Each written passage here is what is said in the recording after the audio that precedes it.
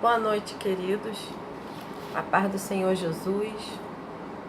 E mais uma vez a gente se encontra aqui no YouTube. Hoje para a gente falar sobre uma mensagem que talvez seja... Esse tema seja um tema que muitos brasileiros estejam preocupados, né? Diante da nossa situação aqui do Brasil, né? De crise na economia, enfim, onde a gente começa a ouvir, né, através dos jornais, nas televisões, tudo aquilo que estava encoberto durante anos, né, dinheiros, verbas, enfim, aquilo que é do povo, e de alguma forma está sendo descoberto todo um esquema, né, que talvez muitos achassem que isso ficaria por isso mesmo. Eu acho muito lindo que a palavra de Deus, ela se renova. E ela é tão atual, porque ela lida com o comportamento humano. Então, o que a gente vai ler aqui, o que a gente vai meditar hoje, ela tem a ver com a nossa situação do Brasil.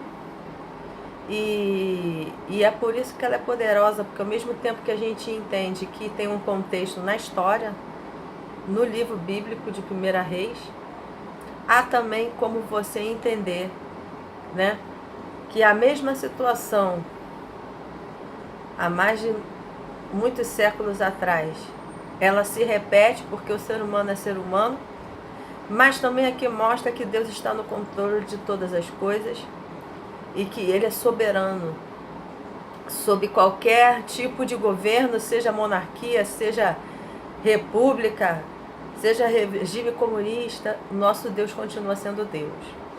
E o tema da nossa mensagem hoje é: Deus pode até pesar a mão sobre a nação, mas Ele me sustenta. Primeiro nós vamos fazer a leitura bíblica e depois nós vamos discorrer sobre essa história. Amém? Então você abra aí sua Bíblia em 1 Reis, né, no capítulo 16, a partir do versículo 29. Acabe reina e casa com Jezabel. Esse é o título da minha Bíblia. Acabe, filho de Onri, começou a reinar sobre Israel no ano 38º de Asa, rei de Judá. E reinou Acabe, filho de Onri, sobre Israel, em Samaria, 22 anos. Fez Acabe, o filho de Onri, o que parecia mal aos olhos do Senhor, mais do que todos os que foram antes dele. E sucedeu que, como se fora coisa leve andar nos pecados de Jeroboão, filho de Nebate, ainda tomou por mulher a Jezabel, filho de Etbaal, rei dos Sidônios, e foi e serviu a Baal. E se encurvou diante dele. E levantou um altar a Baal na casa de Baal, que edificara em Samaria. Também Acabe fez um bosque, de maneira que Acabe fez muito mais, para irritar o Senhor Deus de Israel, do que todos os reis de Israel que foram antes dele. Em seus dias, Iel, betelita, edificou a Jericó, morrendo Abirão, seu primogênito, afundou, e morrendo Segube, seu último, pôs as suas portas, conforme a palavra do Senhor que falara pelo ministério de Josué, filho de Nun. Agora no capítulo 17. Então Elias, o tisbita, dos moradores de Gileade, disse a Acabe: vive o Senhor, Deus de Israel, perante a face estou, e que nestes anos nem orvalho, nem chuva haverá, senão segundo a minha palavra. Depois veio a ele a palavra do Senhor, dizendo: vai-te daqui e vira-te para o oriente, esconde-te junto ao ribeiro de Querite, que está diante do Jordão. E há de ser que beberás do ribeiro, e eu tenho ordenado aos corvos que ali te sustente. Foi, pois, e fez conforme a palavra do Senhor, porque foi e habitou junto ao ribeiro de Querite, que está diante do Jordão. E os corvos lhe traziam pão e carne pela manhã, como também pão e carne à noite, e bebia do ribeiro. E sucedeu que, passado dias, o ribeiro se secou, porque não tinha havido chuva na terra.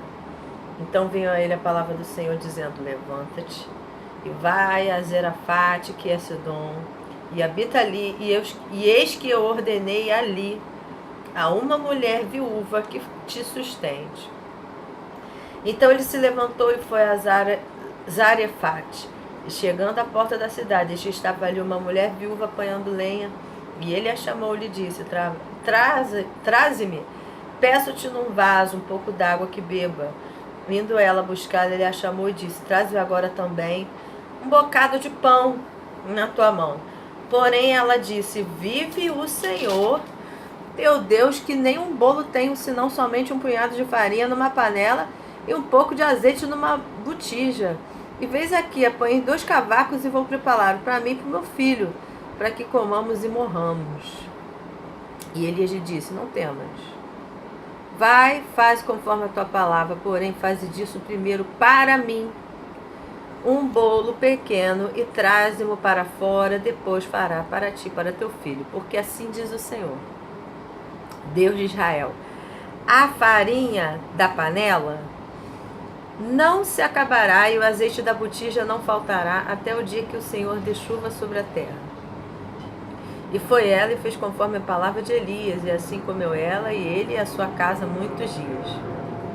Da panela a farinha se não acabou, da botija o azeite não faltou, conforme a palavra do Senhor, que falava pelo ministério de Elias. Amém? Até aqui, versículo 16. Olha que coisa linda. Vamos falar um pouquinho do contexto dessa história. O rei Acabe, rei de Judá, governou sobre Israel durante 22 anos. Só que, como diz a palavra no versículo 30 do capítulo 16, Acabe fez o que era mal diante dos olhos do Senhor. Essa expressão significa que ele passou por cima do governo de Deus e insultou a Deus. Ele trouxe a ira, de Deus quando ele decide, por alianças políticas, casar. Ele já estava envolvido com outras alianças políticas, mas ele toma Jezabel, o pai dela era rei dos Sidônios, então ele toma Jezabel por uma questão política, visando se enriquecer, e ele mistura o culto de Yahvé, o culto do Deus verdadeiro, com outros deuses. E aí, pelo que a gente sabe na história, que os Sidônios reverenciavam, a Baal, e consequentemente a deusa Será, como se fosse a parceira dele, a parte feminina que estava ligada a ele. Isso fez com que ele fizesse um bosque, ele fizesse para culto, dessa deusa Aserá, e isso foi um insulto muito grande a Deus. Essa deusa Aserá, ou Asera, era a deusa da fertilidade, e era a figura pagã que completava esse deus Baal. Como é que era o culto a essa deusa? Era através de prostitutas espirituais, ou seja, por ser da fertilidade, mulheres virgens eram dadas aos sacerdotes desse deus. Na verdade, a gente sabe que é demônio. E existia a prática, de sexo grupal dos sacerdotes com essas virgens. E isso era a forma de se celebrar a fertilidade. Então isso foi subindo como um aroma desagradável às narinas do Senhor. E aí Deus começa a agir, dá um basta. E aí a gente começa a pensar o seguinte, que a realidade de Acabe não está tão distante, Não está tão distante daquela realidade onde políticos se corrompem por causa de bens, por causa de situações políticas, por causa de, vamos dizer assim, de alianças, que visam o seu próprio enriquecimento. E muitos deles também estão ligados, a cultos profanos, cultos que não estão ligados ao verdadeiro Deus. Então, a Bíblia vai dizer, em Provérbios 29:18, que sem profecia o povo se corrompe. quem entrega a profecia? O profeta. Então, nesse tempo onde um rei peca e leva toda uma nação a pecar, Deus, ele está acima de qualquer autoridade na terra. E ele manda os seus profetas para denunciar, né? Para denunciar a corrupção. Que a gente pensa que corrupção só em nível político, econômico, social, em todas as esferas, né? Por que diz em Provérbios 29:18 que sem profecia o povo se corrompe? Porque uma das funções da profecia é fazer com que aquele que está fora do caminho se volte para o caminho de justiça, né? Aquele que está em desobediência a Deus passe a obedecer a Deus. E também revela a soberania de Deus, né?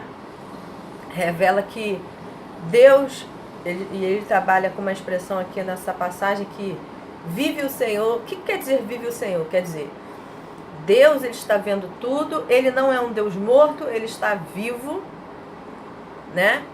E ele ao mesmo tempo está no controle de tudo. Tanto está no controle de tudo que ele já começa a enviar um profeta, nesta realidade que é o profeta Elias, para falar com o rei Acabe, levando uma mensagem de juízo, né? E aí ele levanta o rei Acabe e ele começa a dizer, né? Disse Acabe, versículo 1, vive o Senhor, olha só. Vive o Senhor, hein? Deus de Israel, perante cuja face estou, que nesses anos nem orvalho nem chuva haverá, senão segundo a minha palavra. Depois veio até ele a palavra do Senhor, dizendo, vai-te daqui, vira-te para o oriente, esconde-te junto ao ribeiro de Querite. Então, quer dizer, é Deus guiando o profeta para dizer assim para a autoridade, né? No caso era o rei de Israel. Olha, o Senhor não está morto não, viu? Ele vive.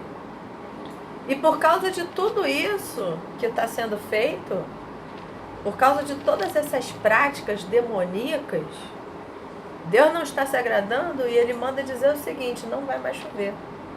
Não vai cair nem um orvalho durante 3 anos. Por que Deus faz assim? Porque essa deusa da fertilidade, a Será, eles acreditavam que quando aconteciam os relacionamentos sexuais entre as prostitutas espirituais e aqueles sacerdotes, que era um sucesso da garantia deles, do sustento deles. Como se o diabo fosse ser responsável por alguma provisão. Ele até engana que sim. O diabo, ele até dá sim, né? Mas acima dele tem o Senhor. É por isso que tem muita gente que depois que se converte perde tudo.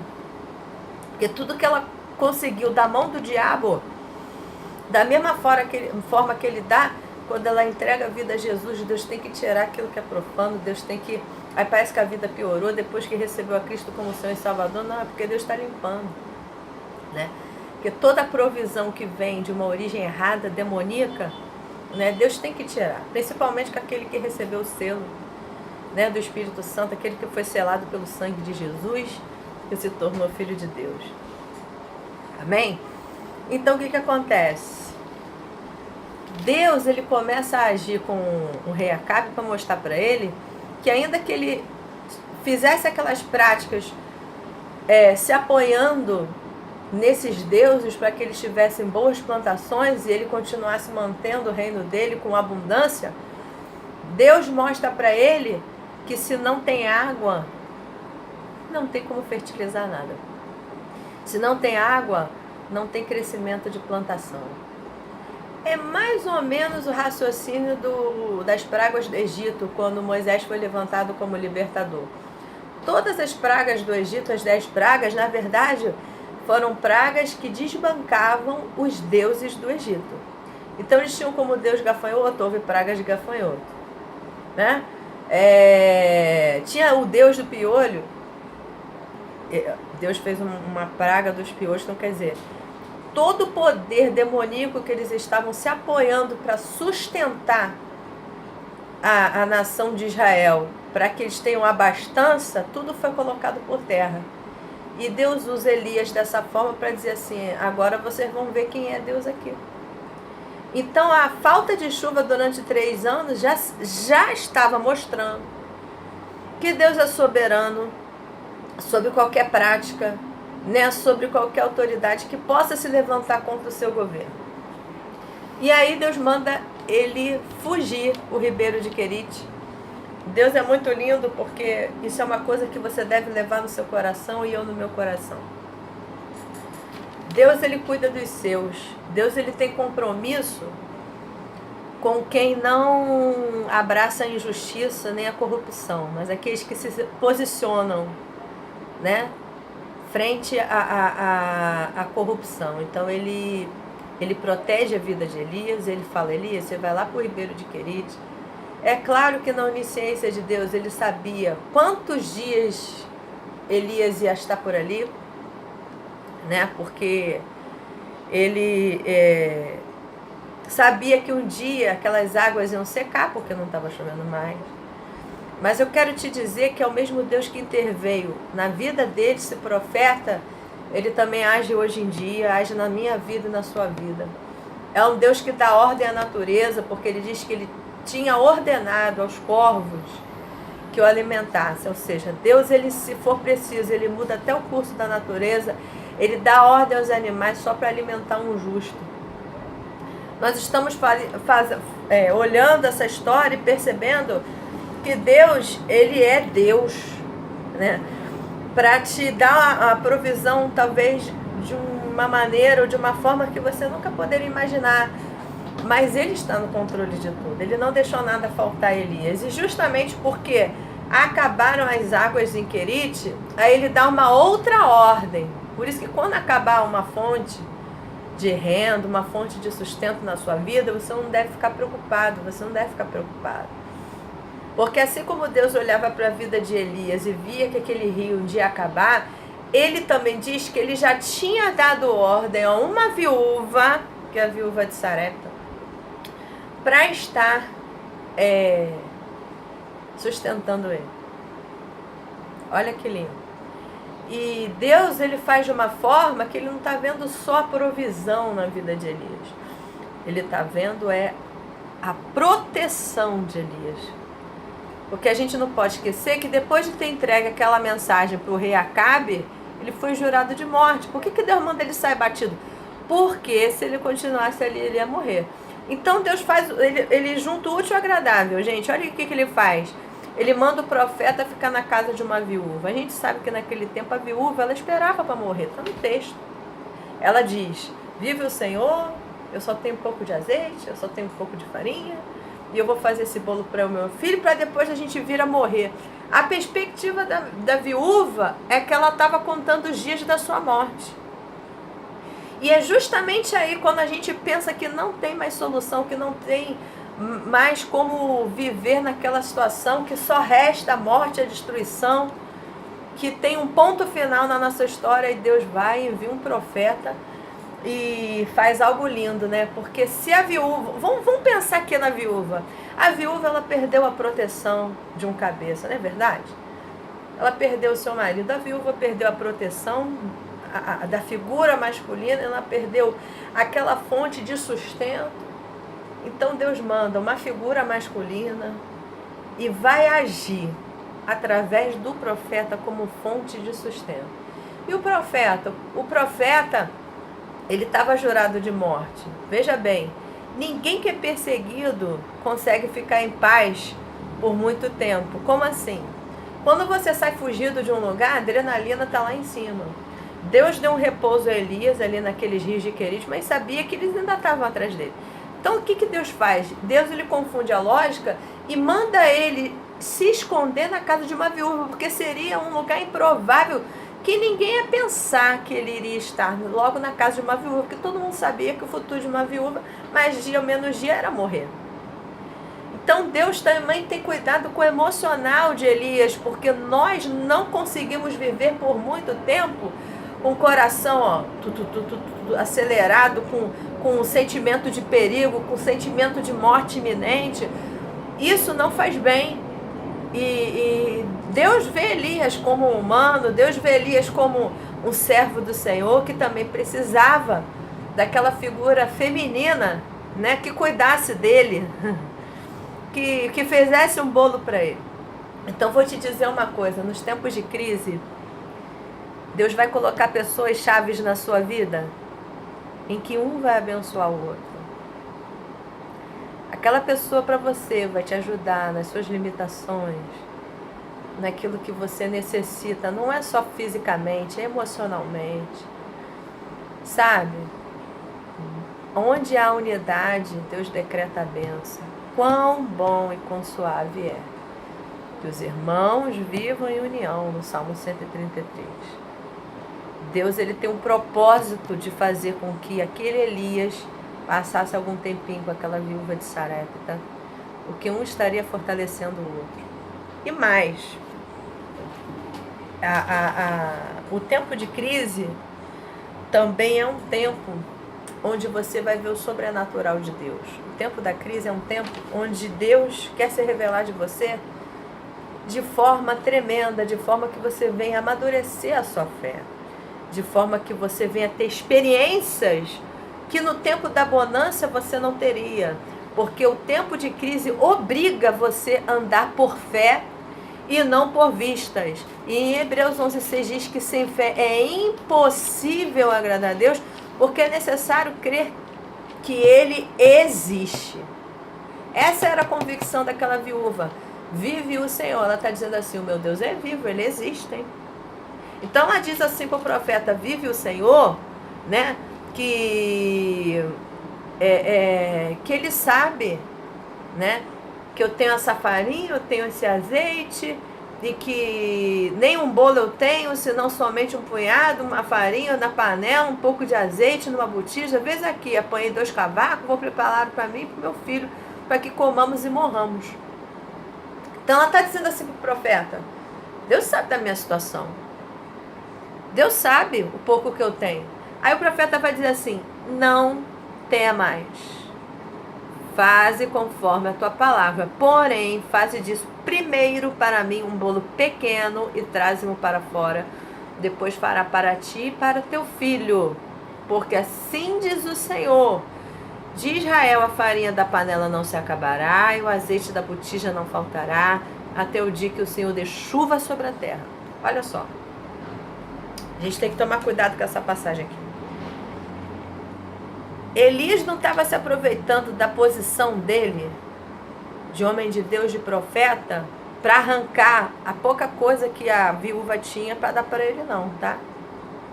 Porque nós não podemos esquecer que antes dele chegar para ter com a viúva, Deus falou, eu tenho ordenado, ou eu já ordenei, depende da versão, que essa viúva te sustente. Então ele sabia que isso era uma ordem do Senhor. Ele não estava visando o próprio lucro dele. Ele não estava usando a imagem dele de profeta para dizer assim, não, primeiro você faz para mim, depois você come. Não, nessa maneira pejorativa não. Elias é um profeta sério do Senhor, ainda diz mais, assim diz o Senhor, a farinha da panela não se acabará, o azeite não faltará, até que o Senhor dê chuva sobre a terra. Então deixa eu falar uma coisa para você.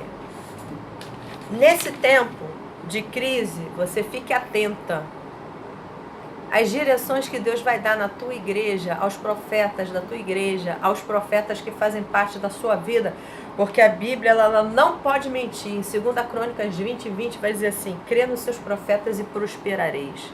Você sabe por que não faltou o azeite? Não faltou a farinha? Ou seja, não faltou provisão. E vou te dizer, multiplicou, sobejou, porque o milagre da multiplicação, ele só acontece quando tem pouca quantidade. Se ela tivesse muito, não precisaria multiplicar. Deus fez de um pouco durar durante 3 anos. Isso é o sobrenatural de Deus. Ela prosperou porque ela creu, ela acreditou no profeta. Então, vou te dizer uma coisa. Todo e qualquer investimento que você venha fazer num homem, numa mulher de Deus, não vai ser em vão. Talvez seja no tempo de crise que Deus vai dizer assim, não, antes de você dar esse dinheiro aqui para o seu filho, antes de você colocar essa provisão aqui para a tua família ou para você mesmo, abençoa o profeta, abençoa o missionário, abençoa aquele pastor. Sabe por quê? Porque Deus testa a tua fé, Deus testa a sua obediência. Deus testa até onde você é capaz de obedecer Ele até o fim, até dar cabo daquilo que Ele manda você fazer. E vou te dizer, a consequência da obediência é prosperidade. Por isso que a prosperidade financeira, sobretudo, é a prosperidade espiritual. Porque prospera aquele que crê nos seus profetas, prospera aquele que age sob a palavra liberada pelo profeta. Então, aquelas pessoas que agem sob a palavra, essas vão prosperar. É por isso que a palavra de Deus diz que vai haver diferença entre o justo e o injusto. Eu creio que nesse tempo de crise a gente vai ver prosperando o justo e o ímpio não vai entender. As pessoas que não seguem a Jesus não vão entender. Mas a gente vai entender que a gente vai passar pela crise, mas a gente pode descansar, porque nada vai faltar. Se você se move pela palavra do Senhor, se você tem compromisso em guardar os mandamentos do Senhor e andar sob esta palavra, meu amigo, minha amiga, você não tem que se preocupar com o dia de amanhã, não. É aquele louvor, porque ele vive, posso crer no amanhã, porque ele vive, temor não há. Porque eu bem sei que a minha vida está nas mãos do meu Senhor, que vivo está. É igual aquele exemplo de Pedro. Pedro e os outros discípulos estavam pescando, tentaram pescar durante toda a madrugada, não conseguiram. Jesus vai ter com eles, vai ter com Pedro.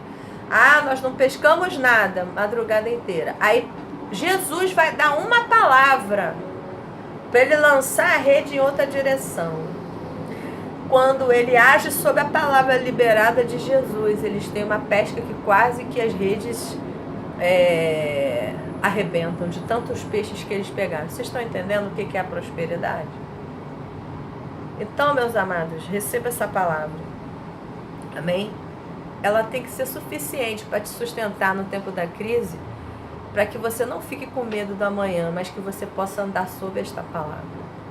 Se você tem compromisso com o Senhor, se você, mesmo no tempo da crise, você é uma pessoa abençoadora como aquela viúva, e você mesmo assim, você não deixa de ajudar um homem de Deus, uma mulher de Deus, a obra de Deus, porque aquilo ali era uma obra.